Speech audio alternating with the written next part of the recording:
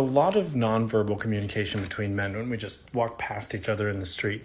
And whenever I tell my wife about it, she just seems confused. So I'm just going to make a post about it and see if other people know what I'm talking about. So as a man, you're walking down the sidewalk and another person is crossing your path. You might glance up, make eye contact, and then look away. If you happen to make eye contact, it's pretty normal to do like a nod down, or sometimes if you're certain people. But sometimes you'll be walking down the street and you glance up and you make eye contact with someone and they're looking at you like this. They're looking at you in a way that is very much posturing and intentionally attempting to exert dominance with their gaze. So you look away, but then when you kind of notice that they didn't look away, you kind of look back with really?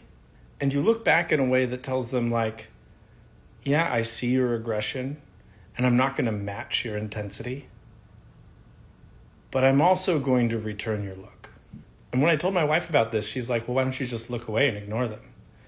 I'm like, I don't know. There's something about that seems a little bit unsafe. The men that are just staring people down in the street don't seem like safe people to me.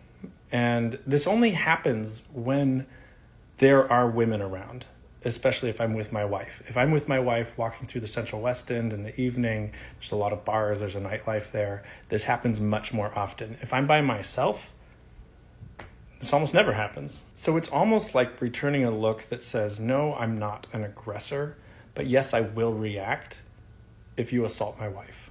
And these interactions are just like a split second. It's instant. It's very quick.